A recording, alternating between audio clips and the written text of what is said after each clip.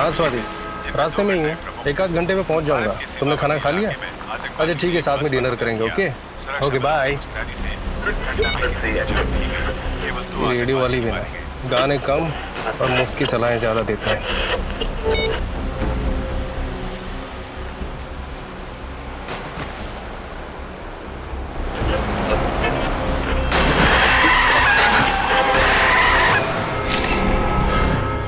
Sir आप ये देखिए सर, पैरों के निशान शायद खूनी के होंगे। ये देखा, ये दायां पैर, ये निशान कुछ गहरे हैं और बाएं पैर वाले निशान हल्के। मतलब समझे फेडी?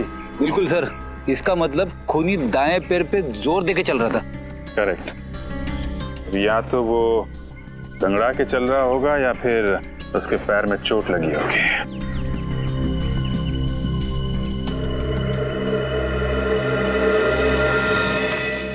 क्या बात है श्रेया, है?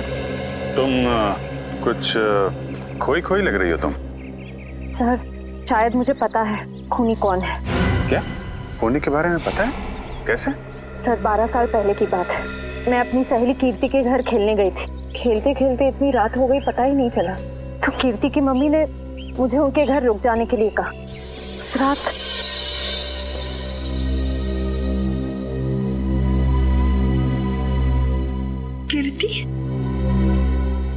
कीर्ति कहाँ चली गई?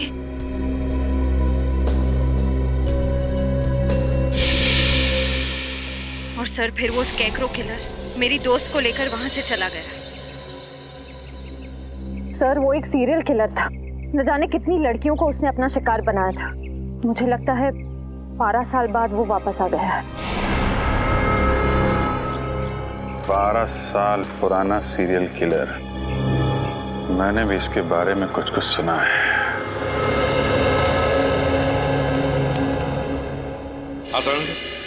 अरे बॉस, आप लोग कब आए? सालूं के साहब, आप काम में इतने बिजी थे तो। हाँ यार, इस लाश से बात कर रहा था मैं। क्या बताया? बहुत कुछ बताया बॉस।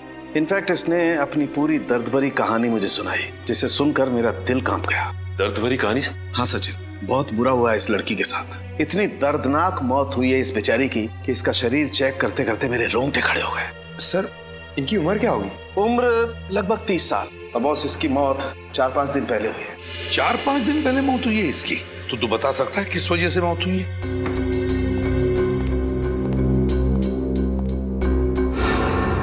ये देखो, चाकू से किए गए बुरी तरह से वार। और बॉस ऐसे वार इस लड़की के पूरे शरीर पर किए गए, इतने ज्यादा कि इस लड़की के बेचारी की 70% नसें कट चुकी हैं। सर ये खूनी तो पागल लगता है, बिल्कुल एक साइको।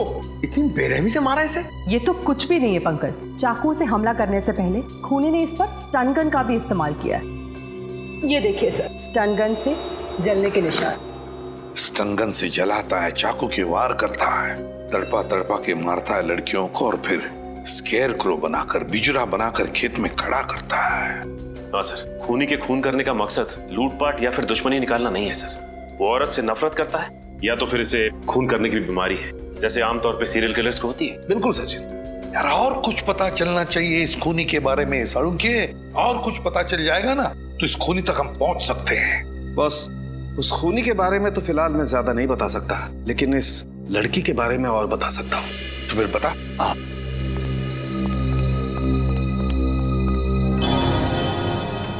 ये देख रहे हो? ये तो आंखें हैं सर। हाँ सचिन, और ये इस लड़की की आंखें। और ये देखो, ये इस लड़की की आंखों पर ये स्टिचेस, टांके। इस लड़की की आंखों पर स्टिचेस लगे थे? तो कहीं हाल ही में इसकी आंखों का ऑपरेशन तो नहीं हुआ था?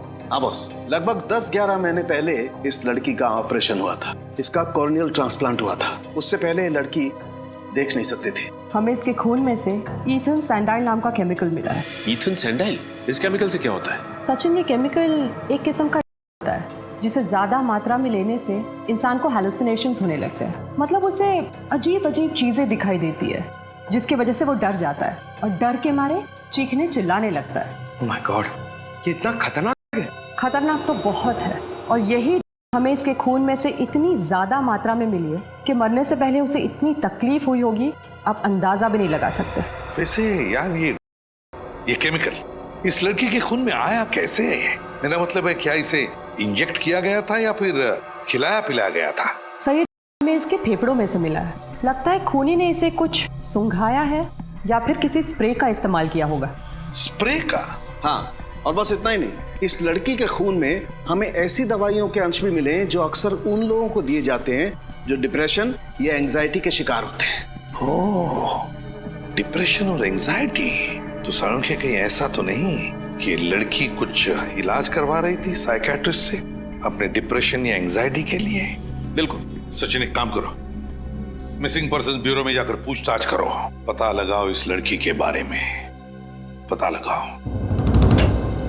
प्लीज आइए सर।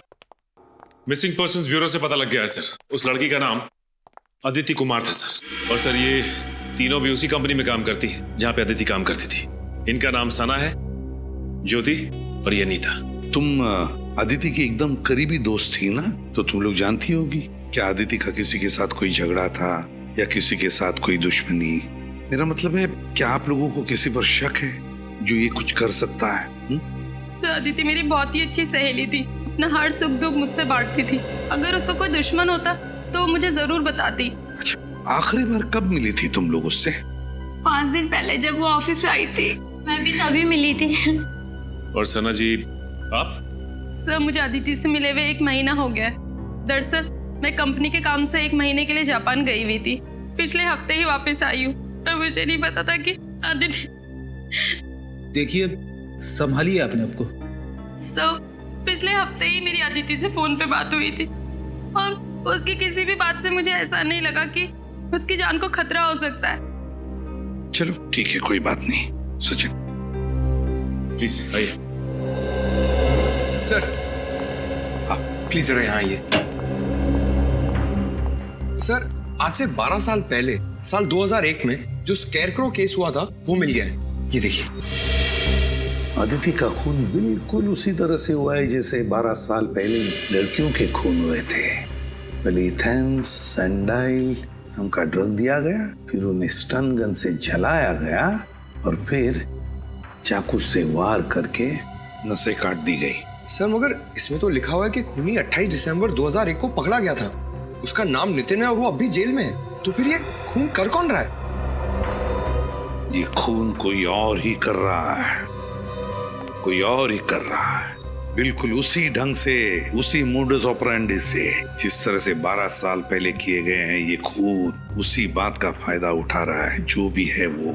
सर किसी इंस्पेक्टर विजय ने नितिन को गिरफ्तार किया था, शायद वो हमारी कुछ मदद कर सके।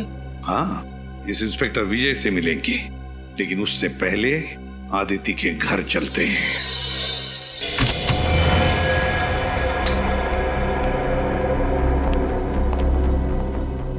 सर न तो घर का सामान बिखरा पड़ा है, ना ही कोई तोड़ फोड़ की गई।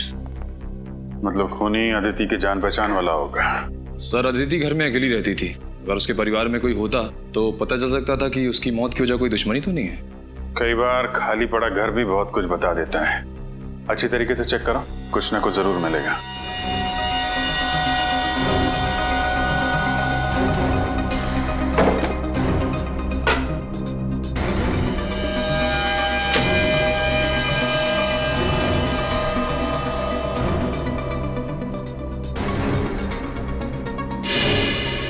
सर अरे ये देखिए, लगता है मौत से ठीक पहले अदिति कॉफी बना रही थी अपने लिए और अपने उस खूनी मेहमान के लिए।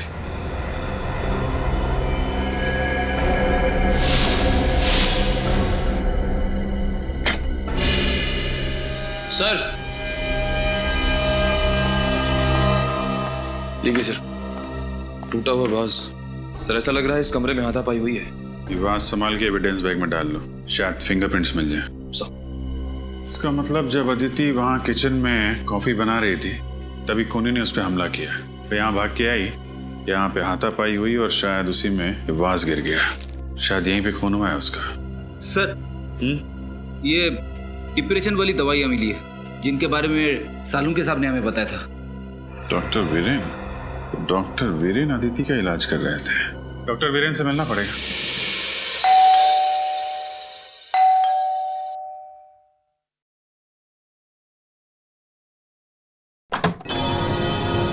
जी कहिए। मैं सीआईडी से इंस्पेक्टर सचिन हूँ, विजय जी से मिलना है। ओ आइए ना, प्लीज प्लीज। पापा, पापा। क्या बात है बेटा समीर? पापा, सीआईडी से इंस्पेक्टर सचिन आपसे मिलना चाहते हैं। सीआईडी वालों को रिटायर्ड इंस्पेक्टर विजय से क्या काम पड़ गया? सर क्या है कि 12 साल पुराने केस के बारे में आपसे पूछना है। कौन सा केस? वही 12 साल पुराना सीरियल किलर का केस, जिसमें वो लड़कियों का खून करके उनकी लाश को स्केयरक्रो बना देता था। अच्छा, वो केस। ये 12 साल पुराने केस की ओर अचानक कैसे ध्यान चला गया आप लोगों का? वो क्या है कि 12 साल के बाद ये खूनी फिर से जाग उठा है और इसने एक मासूम लड़की का खून कर दिया है। और जल्द से जल्द अगर इस किलर को नहीं पकड़ा गया तो ना जाने कितनी मासूम लड़कियों की जानें जा सकती है। हाँ, मैं समझ सकता हूँ। बहुत ही खतरनाक खूनी है वो। पिछले 12 सालों में तकरीबन 15 लड़कियों को मारा है उसने, और उनमें से एक तो मेरे बेटे समीर की मंगेतर खुशबू भी थी। तक नहीं भूल पाया मैं उसे। सुन के बहुत दुख हुआ। वैसे मैंने आपकी केस फाइल पढ़ी है, उसमें लिखा है कि आपने खूनी को पकड़ लिया है। नितिन नाम है ना उसका? हाँ, नितिन नाम था उसका। असल में एक क्राइम साइट पे हमें खून का जो सैंपल मिला था उसका डीएनए नितिन से मैच हुआ था, जिसके बलबूते पर हमने नितिन को गिरफ्तार किया था। पर पता नहीं क्यों हमेशा मुझे ऐसा लगता रहा जैसे नितिन असली कातिल नहीं है। अगर आप चाहें तो ये बात खुद जेल में चलकर नितिन से पूछ सकते हैं। ये नितिन कौन सी जेल में? बिंजलपुर जेल। बिंजलपुर जेल। ये कहिए। आप डॉक्टर वीरेन ही है ना? जी हाँ, मैं ही डॉक्टर वीरेन हूँ। और मेरे आज के सारे अपॉइंटमेंट्स खत्म हो चुके हैं। आपको कितने बजे का वक्त दिया था? आई एम सॉरी, हम लोगों ने अपॉइंटमेंट नहीं लिया। हम लोग सीआईडी से। सीआईडी से? क्या बात है सर? आपकी एक पेशेंट थी अदिति, किसी ने बहुत बेरहमी से उसका खून कर दिया है। खून कर दिया? कब? 13 तारीख को। बहुत बुरा हुआ। अदिति बहुत ही अच्छी लड़की थी और उसका इलाज भी काफी अच्छा चल रहा था। कब से आप इलाज कर रहे थे अदिति का? सर यही कोई 2 महीने से। आखिरी बार वो आपके पास कब आई थी? 1 मिनट सर। 7 तारीख शाम 5 बजे का अपॉइंटमेंट था उसका। क्या प्रॉब्लम क्या थी अदिति को? माफ कीजिए सर, हम इलाज शुरू करने से पहले अपने मरीज से ये वादा करते हैं कि उनकी बताई हुई हर बात गुप्त रखी जाएगी, टोटली कॉन्फिडेंशियल। और इसी भरोसे और विश्वास के दम पर मरीज अपना हर दुख और दर्द हमें बता पाता है। मैं आपकी दुविधा समझ सकता हूँ डॉक्टर वीरेन, पर यहाँ हम बात कर रहे हैं एक ऐसी लड़की की जो मर चुकी है, खून हुआ है उसका, और उसका खूनी अभी भी बाहर घूम रहा है। और उस खूनी तक पहुँचने में आप हमारी मदद कर सकते हैं। आप समझ रहे हैं ना मैं क्या कहना चाहता हूँ? जी हाँ, मैं समझ रहा हूँ। दरअसल जब से अदिति की शादी टूटी थी वो अंदर से बहुत टूट चुकी थी। अदिति की शादी टूटने की वजह? उनके अपने पति से काफी झगड़े होते थे। किस बात को लेकर होते थे ये झगड़े? छोटी छोटी बातों को लेकर और सबसे ज्यादा पैसों को लेकर। उनके पति मयूर को ये लगता था कि अदिति हद से ज्यादा खर्च कर रही है और इसी वजह से मयूर अक्सर अदिति को डांटा करता था और इसी वजह से उनका तलाक हो गया। और कोई परेशानी? नहीं सर, अदिति का पति ही अदिति के लिए सबसे बड़ी परेशानी थी। अदिति आखिरी बार जब मुझसे मिलने आई थी तो काफी डरी हुई थी। डरी हुई थी? हाँ सर, वो कह रही थी कि उसका कोई पीछा कर रहा है, उसे नुकसान पहुंचाने की कोशिश कर रहा है। कौन? कुछ बताया उसने? नहीं सर, ये नहीं बताया। I see। कहीं अदिति के खून में उसके पति मयूर का तो हाथ नहीं? आइए।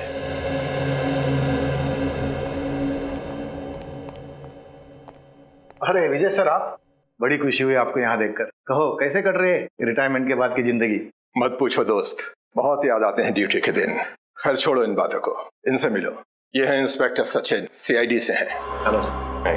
एक केस के सिलसिले में हमसे कुछ पूछने आए थे, इसीलिए हम लोग यहाँ आए। किस केस के बारे में आप जानना चाहते हैं? उस सीरियल किलर के बारे में जो लड़कियों का खून करके उनकी लाश का स्केयरक्रो बना देता था। ये 12 साल पुराना केस, कुछ याद आया आपको? उसे मैं कैसे भूल सकता हूँ सर। आप नितिन के बारे में बात कर रहे हैं ना?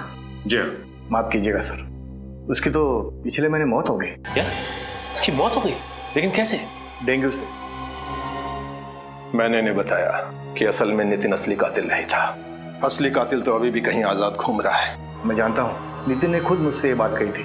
उसने सिर्फ पहले खून में ही उस खूनी की मदद की थी। चिलर साहब, ऐसी बात थी तो फिर आपने पकड़ने की कोशिश क्यों नहीं की खूनी को? बहुत कोशिश की थी, मगर कोई सुराग ही हाथ नहीं लगा था। लेकिन खूनी के बारे में नितिन तो जानता था। आप लोग उससे पूछ सकते थे।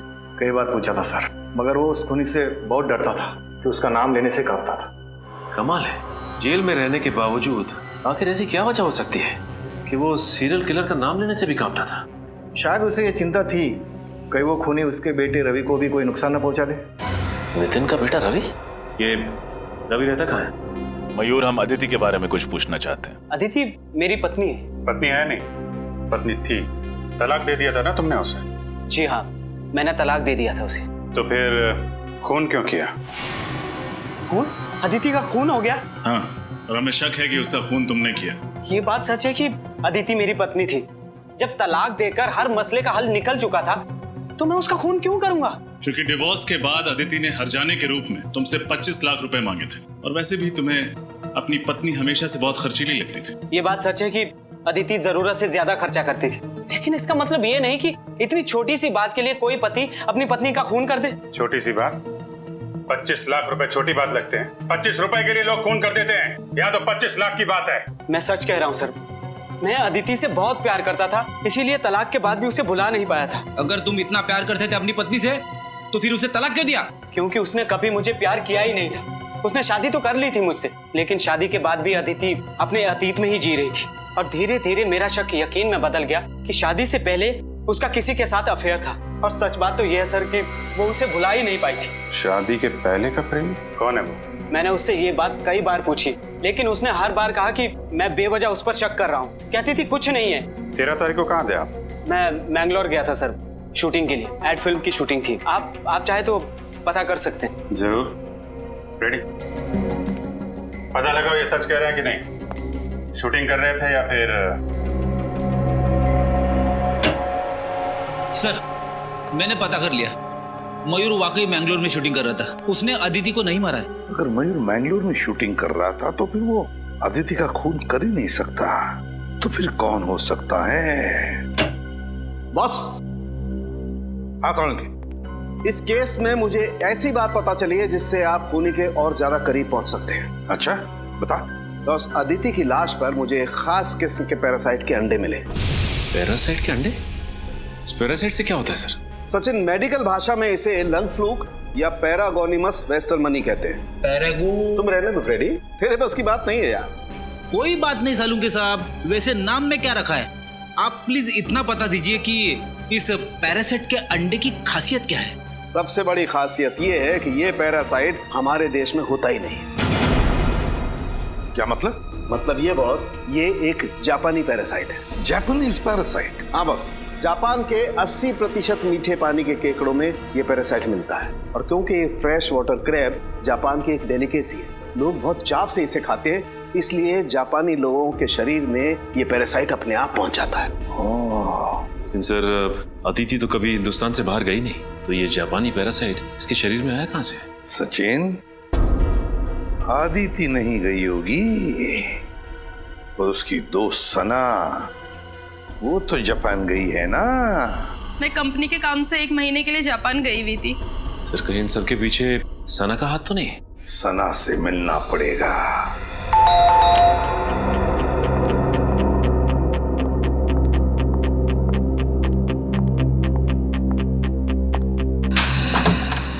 अरे आप लोग यहाँ? बस आपका घर देखने चले आए सना। घर देखने चले आए? मुझे कुछ समझ नहीं आया। हाँ, बस आपके घर की बनावट, सजावट, दीवारों का रंग, फर्नीचर वगैरह वगैरह। आप ये सब यहाँ देखने आए? घर खरीदना चाहते हैं क्या? नहीं, बस ये देखना चाहते थे कि जब आप इस आलीशान घर को छोड़ के जेल जाएंगी तो आपको ज्यादा तकलीफ तो नहीं होगी ना? जेल? जेल क्यों जाऊंगी मैं? वो क्या है ना साना जी, अगर खीर में चीनी डाल दो तो उसका मीठा होना तय है, उसी तरह अगर कोई मुजरिम खून करे तो उसका जेल जाना तय है। लेकिन मैंने किसी का खून नहीं किया। झूठ मत बोलो, अदिति का खून तुमने किया है। मैं आपको पहले भी बता चुकी हूँ कि मैं 1 महीने से जापान में थी, कंपनी के काम से। पिछले हफ्ते ही लौटी हूँ। और जापान से लौटकर वहाँ से लाया हुआ इन्फेक्शन पैरागोनिमस वेस्टरमनी तुमने अदिति तक पहुँचा दिया। आप मेरी जासूसी भी कर रहे हैं? सिर्फ अपनी ड्यूटी कर रहे हैं। एक सीआईडी ऑफिसर की पहली ड्यूटी कुछ भी करके मुजरिम तक पहुँचना। हाँ, ये सच है। अदिति की मौत से पहले मैं उससे मिली थी, लेकिन यकीन मानिए मैंने उसको खून नहीं किया। देखो, पहले भी झूठ बोल चुकी हो, दोबारा मत बोलो। तुम्हारे पास ठोस वजह थी अदिति का खून करने की। मेरे पास कोई ठोस वजह नहीं थी। सर, ये ऐसे नहीं बताएंगे, इनको वजह भी हमें ही बतानी होगी। ठीक है, ये तकलीफ भी हम ही उठा लेते हैं। तो फ्रेडी, हुआ कुछ ऐसे, अदिति और सना एक ही कंपनी में काम करती थी। अदिति फाइनेंस डिपार्टमेंट में और सना मार्केटिंग में। मार्केटिंग में सना काम क्या करती थी? एड्स वगैरह का बजट पास कराना, कंपनी के क्लाइंट्स की गिनती बढ़ाना और इन सभी कामों के लिए जरूरत पड़ती है पैसों की, यानी कि मार्केटिंग बजट। और जानते हो मैडम ने मार्केटिंग बजट के साथ क्या किया? क्या किया? घपला। घपला? 6 महीने के अंदर पूरे 15 लाख का घपला। अरे बाप रे, जिस थाली में खाया उसी थाली में छेद कर दिया। ये क्या बकवास किए जा रहे हैं आप लोग? ये सब झूठ है। यही सच है। हमें अदिति के ऑफिस से तुम्हारी काली करतूतों का पूरा ब्यौरा मिला है। अदिति जानती थी तुम्हारी हेरा फेरी के बारे में। तुम्हें डर था कि अदिति सबके सामने तुम्हारा भांडा फोड़ देगी, इसलिए तुमने उसे अपने रास्ते से हटा दिया। हाँ, ये सच है कि मैंने 15 लाख का घपला किया था, लेकिन मैंने अदिति का खून नहीं किया सर। तो जापान से लौटकर अदिति से मिलने क्यों गई थी? उसकी पूजा करने? उससे विनती करने गई थी कि वो बॉस को मेरी शिकायत ना करे। इस वक्त कौन आ सकता है? कौन है? आ रही हूँ बाबा।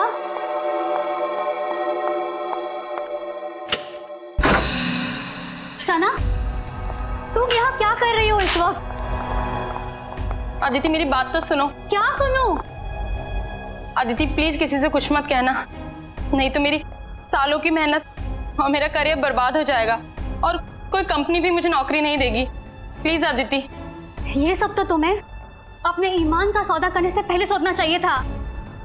ये ईमान और सच्चाई की बातें ना सिर्फ किताबों में अच्छी लगती हैं अदिति। अगर इस दौर में कुछ मायने रखता है तो वो है पैसा। मैं तो कहती हूँ इस काम में तुम भी मेरा साथ दो। कितने गिर सकती हो तुम? मैंने कभी सोचा नहीं था। मैं अभी बॉस को फोन करती हूँ। ऐसा मत करो अदिति, प्लीज मेरी बात। ये क्या किया तुमने? माफ करना दीदी, मुझे लगता है मुझे चलना चाहिए, लेकिन प्लीज मेरी बात पे गौर करना और बॉस को कुछ मत बताना।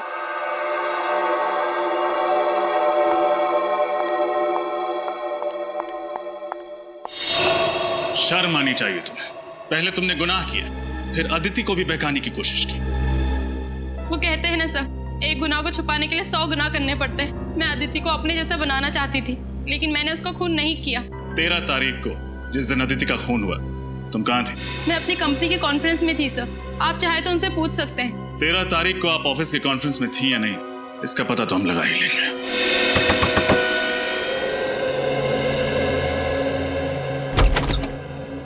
जी कहिए, किससे मिलना है आपको? हमें रवि से मिलना। जी हाँ, मैं ही रवि हूँ। आप लोग? हम लोग सीआईडी से। सीआईडी? अंदर आ सकते हैं? जी आइए। आप लोगों की यहाँ आने की वजह जान सकता हूँ? हम लोग तुम्हारे पिता नितिन के बारे में कुछ सवाल पूछना चाहते हैं। पापा के बारे में? क्या जानना चाहते हैं पापा के बारे में? एक निर्दोष आदमी को इतने साल जेल में रखने के बाद जी नहीं भरा आप लोगों का? तो चले आए मेरे जख्मों पे नमक छिड़कने। देखो रवि, हम जानते हैं तुम्हारे पिता खूनी नहीं, लेकिन वो निर्दोष भी नहीं। एक हत्या में एक खूनी का साथ दिया था उन्होंने। पर खूनी का नाम जानते हुए भी उन्होंने खूनी का नाम किसी को नहीं बताया। कैसे बताते? उनको डर था कि वो मुझे और मेरी मम्मी को नुकसान ना पहुंचाते। तुम्हारी मम्मी नहीं देख रही? कहाँ है? उनका देहांत हो गया 2 साल पहले। तुम्हारे पापा काम क्या करते थे? पापा बीकेसी कॉलेज में केमिस्ट्री पढ़ाते थे। अपने खाली समय में लैब में रहते थे और फॉर्मूलाज में उलझे रहते थे। सर कहीं ऐसा तो नहीं कि वो स्प्रे और नितिन से ही पहुंचे हो खूनी तक? बिल्कुल हो सकता है सचिन। अच्छा, तुम्हारे पिता का लैब कहाँ पे था? मिलन नगर में। पापा ने वहाँ पर एक कमरा किराए पे लिया था, उसमें लैब बनाई थी, लेकिन पापा के जेल जाने के बाद वो कमरा मकान मालिक ने किसी और को किराए पे दे दिया था। अच्छा रवि, अपने दिमाग पर थोड़ा जोर डालो। 12 साल पुरानी बात याद करो। तुम्हें कोई अजीब सा आदमी याद है, शायद तुम्हारे पिता का दोस्त, जो तुम्हें लगे कि वो खूनी हो सकता है? हाँ, एक काने नाम का आदमी था। काने? हाँ जी, पापा एक बार उसको घर पे लेके आए थे। हाव भाव में वो थोड़ा अजीब सा था। और कुछ याद है तुम्हें? तुमने उसका चेहरा देखा था? दिखने में कैसा था? काफी दिन बीत चुके हैं, मुझे उसका चेहरा ठीक से याद नहीं है। अच्छा, तुम्हारे पिता का कोई पुराना सामान वगैरह है घर पे? शायद उसके जरिए हम खूनी तक पहुंच सकें। ऊपर स्टोर रूम में पापा का सामान पड़ा है, आप देख सकते हैं। चलो दिखा। हाँ जी।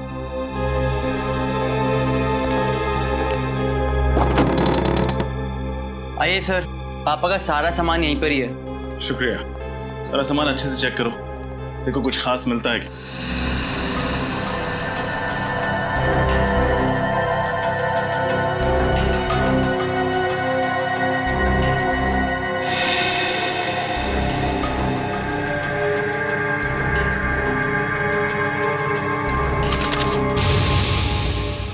ये देखिए सर, ये खत है किसी काने के नाम पे।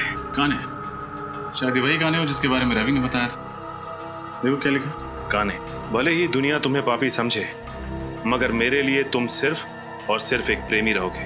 तुम बिन जिंदगी मानो वीरान हो गई है।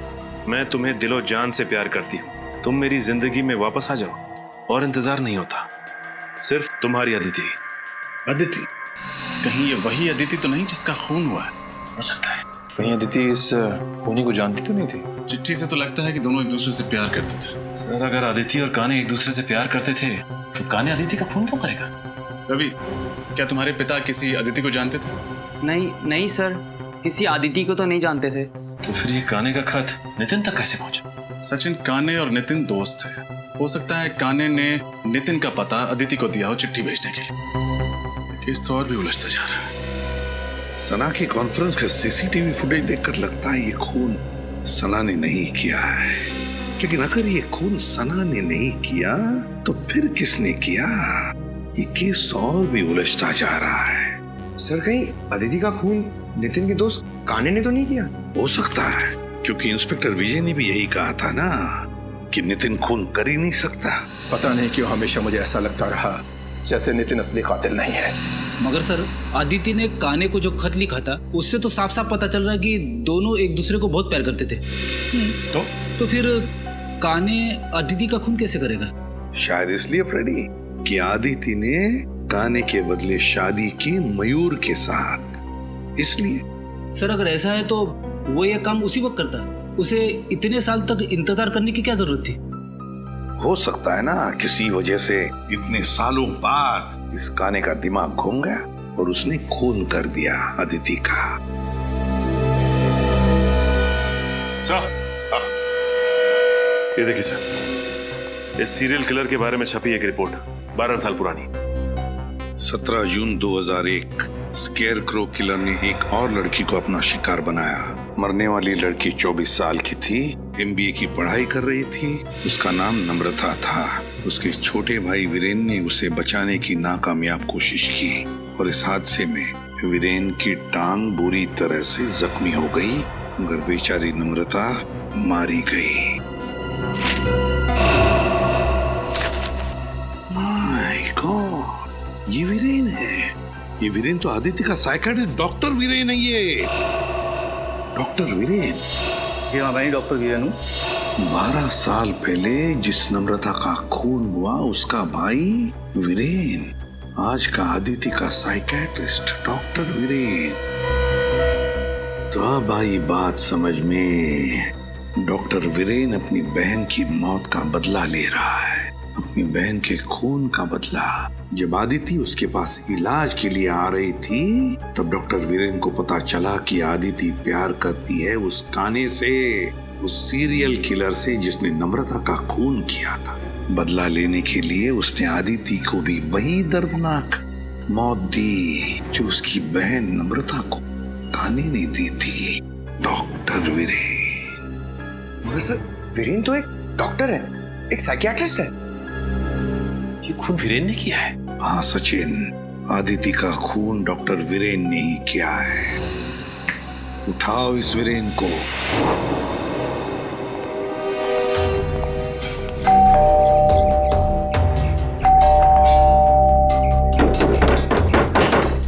सर, कहीं उसे पता तो नहीं चल गया कि हम लोग आने वाले, इसीलिए छुप गया हो? छुप के जाएगा कहाँ? दरवाजा खोलो, हम लोग अंदर देखते हैं, तुम बाहर नजर रखना। Okay sir.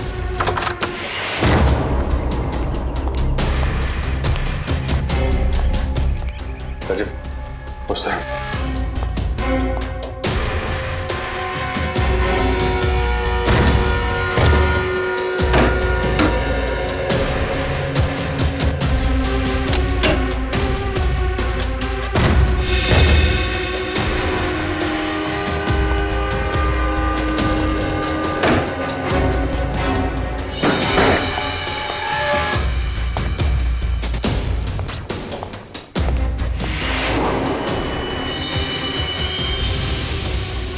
सर, रजब, यहां सर।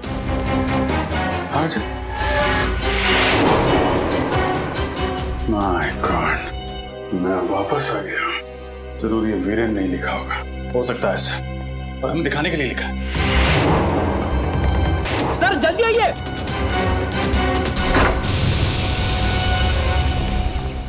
ये देखिए सर, डॉक्टर वीरेन। वो खूनी काने हमसे पहले यहाँ पहुंच गया और हमें चैलेंज भी किया। अंदर दीवार पर लिख दिया, मैं वापस आ गया हूँ, आई एम बैक। जाएगा कहाँ? लेकिन एक बात समझ में नहीं आ रही, उसे पता कैसे चला कि डॉक्टर वीरेन ने अदिति का खून किया है?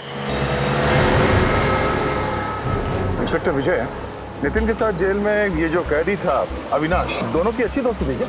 हाँ, नितिन वैसे तो किसी से ज्यादा बातचीत नहीं करता था, पर अविनाश को अपने दुख दर्द जरूर बताता था। तो फिर असली स्कैरक्रो के बारे में उसने अविनाश को जरूर बताया होगा। जी हाँ, ये हो सकता है। हेलो, कहाँ? ठीक है सर, उस खबरी रघु का फोन था। कह रहा था अविनाश आजकल शहर के मंडोबा इलाके में रह रहा है। मंडोबा इलाका? जी सर। अगर अविनाश पकड़ा जाएगा तो उससे हमें जानकारी मिल जाएगी, तो असली स्कैर को हमारे हाथ लग जाएगा। श्रेया, काम करो, एसीपी साहब को इन्फॉर्म करो कि हम इंस्पेक्टर विजय के साथ इस मंडोबा इलाके में जा रहे हैं। जी सर। सर, स्कैरक्रो काने तक हमें सिर्फ 2 लोग पहुंचा सकते थे, नितिन और अदिति, और दोनों मर चुके हैं सर। हाँ सर, न जाने ये खूनी कब पकड़ा जाएगा। 12 साल से आजाद घूम रहा है। 12 साल पकड़ा जाएगा वो सचिन, जरूर पकड़ा जाएगा। उसके पापों का घड़ा भर चुका है। फ्रेडी, वीरेन के घर से जो पेपर मिले उनसे क्या मिला? सर, इस वीरेन ने अच्छी खासी रिसर्च कर रखी थी उस खूनी के बारे में। उसके एक एक जुर्म का आर्टिकल वगैरह संभाल के रखा था। शायद काफी समय से इंतजार कर रहा था वीरेन उससे बदला लेने का। और अदिति की इलाज के पेपर्स? हाँ सर, आंखों के ऑपरेशन के बाद अदिति ने जब काने को देखा तो उसने उसका हुलिया भी बताया था वीरेन को। सांवला सा रंग, घने बाल, कद 5 फीट 10 इंच। उसने ये भी बताया था कि जब वो देख नहीं सकती थी तब उसका अंधापन दोनों के पैर के बीच दीवार नहीं बन पाया, क्योंकि काने खुद कलर ब्लाइंड था। क्या कहा? Colour blind? काने कलर ब्लाइंड है? हाँ सर।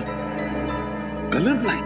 कद 5 फुट 10 इंच, सांवला रंग, घने बाल और कलर ब्लाइंड। ये तो विजय है। माफ कीजिएगा, मुझे कलर ब्लाइंडनेस है, इसलिए आइए। वही इंस्पेक्टर विजय जिसने नितिन को गिरफ्तार किया था? हाँ पंकज, वही इंस्पेक्टर विजय। उसी पर जिम्मा था उसे पकड़ने का, इसीलिए तो हाथ नहीं लग रहा है ये स्केयरक्रो किलर। हाँ सर, और इसीलिए वो हमारी मदद करने के लिए तुरंत तैयार हो गया, ताकि अदिति के खूनी तक पहुंच सके और वीरेन को मार सके। एग्जैक्टली। सर, दया सर और श्रेया की जान खतरे में। वो दोनों भी तो इंस्पेक्टर विजय के साथ में हैं। कौन? फोन करो जल्दी दोनों को। सर, दया सर का फोन नहीं लग रहा है और श्रेया का फोन भी नहीं लग रहा है। कहीं कुछ हुआ तो नहीं? मंडोबा इलाका, वहीं गए हैं ना? मंडोबा इलाका चलते हैं।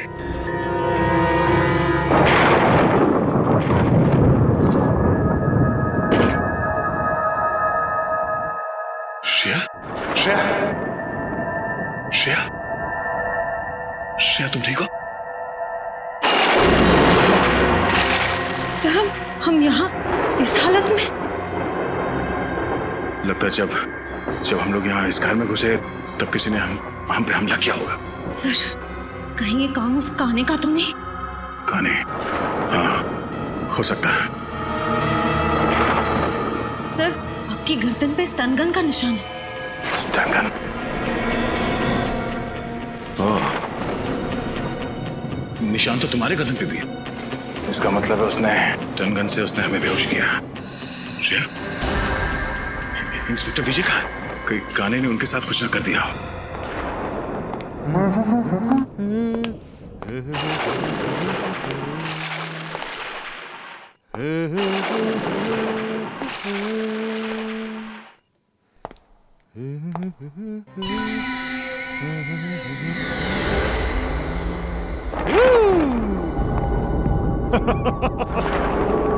आज मैं बहुत खुश हूँ। दो सीआईडी ऑफिसर्स की खातिरदारी करने का मौका मिला है इस नाचीज को। तो कैसे लग रही है मेरी ये मेहमान नवाजी? तूने अभी तक सीआईडी की मेहमान नवाजी नहीं देखी। एक बार मुझसे खातिरदारी करवा ले, फिर अगले कई जन्म तक तो जुर्म करने की सोचेगा भी नहीं। दया दया दया दया दया दया दया, तुम्हारे इसी अदा का तो मैं फैन हूँ दया। मरने से पहले अपना एक ऑटोग्राफ तो जरूर देकर जाना। तुम जैसा मच्छर दया सर को मारेगा, हिम्मत है तो अपना मास्क उतार और अपना असली चेहरा दिखा। वैसे तुम ठीक ही कह रही हो। एक आदमी को मारने में जो मजा ना, उससे कई ज्यादा मजा एक लड़की को मारने में है। मरने से मैं डरती नहीं, समझा? अगर तूने श्रेया को हाथ भी लगाया ना, तो मैं तेरा क्या हाल करूंगा तो सोच भी नहीं सकता। इधर छोड़ से। ए दया, चुप चुप चुप चुप चुप चुप चुप चुप दया चुप। श्रेया और मेरा बहुत पुराना रिश्ता है दया। श्रेया तुम जानती हो ना, तुम्हारी दोस्त कीर्ति, उसका क्या अंजाम किया था मैंने? सब याद है मुझे। और आज कीर्ति की मौत का हिसाब चुकाना पड़ेगा तुझे। तू नहीं मार सकती मुझे, नहीं मार सकती। मैं मार दूंगा तुझे। उस वक्त तू बच गई थी, लेकिन अब नहीं बचेगी। हिम्मत है तो मुझसे बात कर, मुझसे बात कर। यहाँ इधर दया दया, जब मैं अपने जुर्म को अंजाम देता हूँ ना, तब मुझे किसी का शोर मचाना चिल्लाना पसंद नहीं है। सॉरी दया, लेकिन मुझे तुम्हें कुछ देर के लिए शांत करना पड़ेगा।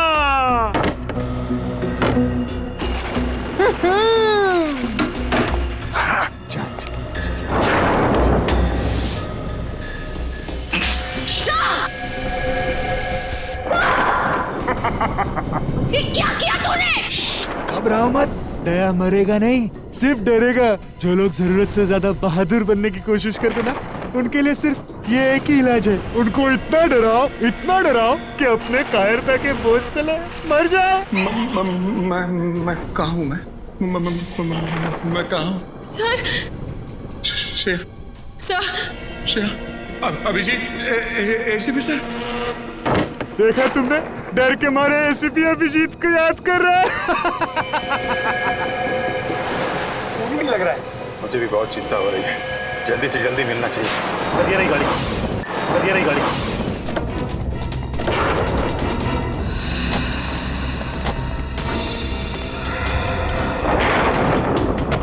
सर डिक्की में कोई है? डिक्की में? खोलो। इंस्पेक्टर विजय। सर हमें तो लगा था कि यही खूनी है, पर अब असली खूनी कौन है? इंस्पेक्टर विजय, विजय, इंस्पेक्टर विजय, विजय जी। अभिजीत कैसे भाई साहब? और दया श्रेया कहाँ है? वो दोनों, उन दोनों की जिंदगी खतरे में है। वो स्कैरक्रो किधर किधर है बोलो? शायद इस तरफ क्या है। इस तरफ? पंकज इन्हें संभालो, हम लोग देखते हैं।